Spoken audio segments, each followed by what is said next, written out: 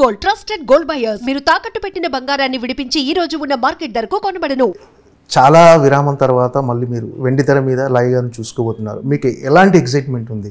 అంటే చాలా గ్యాప్ తర్వాత చూసుకోబోతున్నారు కదా, ఆ ఎక్సైట్మెంట్ ఎలా ఉంది మీకు? చాలా ఎక్సైటెడ్గా ఉన్నానండి.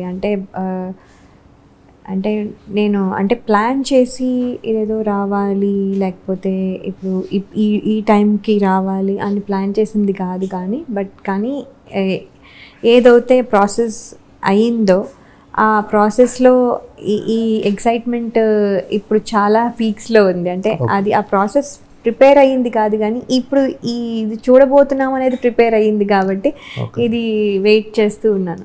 అంటే మళ్ళీ సినిమాలో నటించడం మీకు అంటే పుట్టింటికి వచ్చినంత ఆనందంగా ఉందని మీరు మన అన్నారు. సో అంటే ఒకవైపు పుట్టింటికి వచ్చిన ఆనందం ఉన్నా కొంచెం ఫ్యామిలీకి దూరంగా ఉన్నారని ఒక స్వీట్ పెయిన్ ఏమన్నా ఉందా? డెఫినెట్గా ఉంటుందండి. అది అంటే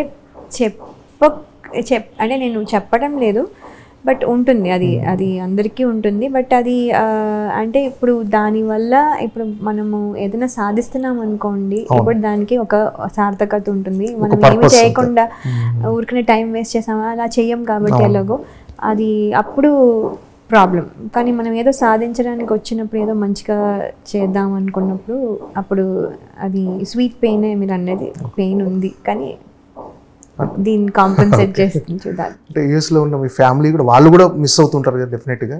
అది డెఫినెట్గా మిస్ అవుతారండి, మిస్ అవుతారు. ఇవి మిస్సింగ్ అనేది అన్ఫార్చునేట్గా ఇప్పుడు కష్టం, ఎందుకంటే నా వర్క్ ఇక్కడ ఉంటుంది. ఇప్పుడు అంత షూటింగ్లు మొత్తము యుఎస్లో అయిపోయేటట్టుగా ఇంకా ఏమీ లేవు. సో అలా ఉన్నప్పుడు మేబీ అక్కడ ఉంటూ చేసే వాళ్ళమేమో, బట్ ఇప్పుడు అలా కాదు కదా, అంతా ఇక్కడే కాబట్టి మరి ఇక్కడ వచ్చి చేయాల్సి వస్తుంది. సో ఇలాంటి ప్రాబ్లమ్స్ ఉంటాయి. అంటే ఫస్ట్ ఈ తమ్ముడు సినిమాలో ఛాన్స్ వచ్చింది, మళ్ళీ మీరు రీఎంట్రీ ఇవ్వబోతున్నారని మీ ఫ్యామిలీ ఫీలింగ్ ఏంటి? అంటే మీ కిడ్స్ కానీ మీ హస్బెండ్ కానీ? మా ఫ్యామిలీ అంటే చాలాసార్లు ఇదివరకు కూడా కొన్ని ఆఫర్స్ వచ్చేవి, అప్పుడు అందరూ అవి వర్కౌట్ అవ్వలేదు. ఎందుకంటే అది ఐదర్ నాకు ఎక్సైటింగ్గా అనిపించలేదు, లేకపోతే టైం లైన్ ఎందుకో అప్పుడు వర్కౌట్ అవ్వలేదు, ఏదో లాట్ ఆఫ్ థింగ్స్ అవ్వకపోయి ఉండొచ్చు. సో అందుకని ఇది కూడా ఉన్నప్పుడు సరే ఇవి విన్నాం కదా, మామూలుగా ఇది మామూలే కదా ఈ కాల్ అన్నట్టుగా లైట్గానే తీసుకున్నాం, పెద్ద సీరియస్గా తీసుకోలేదు. కానీ ఎప్పుడైతే ఒక లైన్ నెరేషన్ చెప్పి, తర్వాత శ్రీరామ్ వేణు గారు డైరెక్టర్ అని చెప్పి, తర్వాత దిల్ రాజు గారు, నితిన్ గారు హీరో, ఇవన్నీ చెప్పంగానే ఇదేదో ఎక్సైటింగ్గా ఉంది, ఇదేదో అవుతే బాగుండేమో అనే థాట్కి షిఫ్ట్ అయిన తర్వాత అప్పుడు ఓవర్ ప్రాసెస్లో విన్న తర్వాత స్టోరీ అప్పుడు ఇంకా ఇది అయితే చాలా బాగుంటుంది అని ఇంకా అప్పుడు ఫైనలైజ్ అవ్వలేదు. సో ఈ ప్రాసెస్లో అప్పుడు డిస్కషన్స్ అవుతున్నప్పుడు మేమంతా జనరల్లీ అందరం కూర్చునే మాట్లాడుకుంటామండి, బికాస్ దీంట్లో ఏమి సో దట్ వే కిడ్స్ కూడా తెలుస్తుంది ఏమవుతుందో, మళ్ళీ వాళ్ళకి వెళ్ళి సపరేట్గా చెప్పకుండా. సో వాళ్ళు అన్నారు యూ షుడ్ డూ ఇట్, మేము మాకు వస్తే నువ్వు ఓకే అంటావు కదా, అలాగే అనుకుని యూ షుడ్ డూ ఇట్ అని చెప్పి అన్నారు.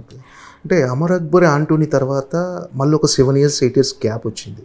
అంటే ఈ గ్యాప్లో చేయాలని అనుకోలేదు అసలు మీరు? అంటే అసలు అమర్ అక్బర్ ఆంటోనీ నేను చెయ్యాలనుకున్న నా సినిమా కింద నేను కౌంట్ చేసుకోనండి అది యాక్చువల్లీ, ఎందుకంటే అది మా అమ్మాయి చేసింది అందులో, బేబీ ఇలియానా. సో అది మా అమ్మాయికి అది అట్రిబ్యూట్ అవ్వాలి, కానీ నాకు అవ్వకూడదు.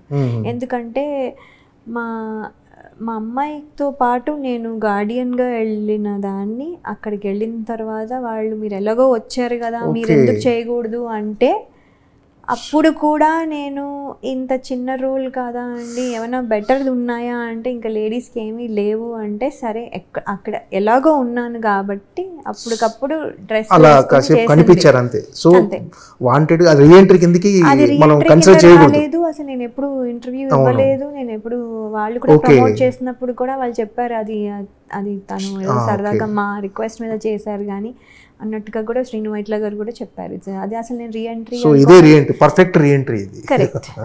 అది జస్ట్ ఆబ్లిగేషన్ అనుకోండి, లేకపోతే ఆబ్లిగేషన్ మొహమాటం అనుకోండి, లేకపోతే సరదాగా అనుకోండి, వాట్ ఎవర్ ఇట్ ఇస్ అంతే.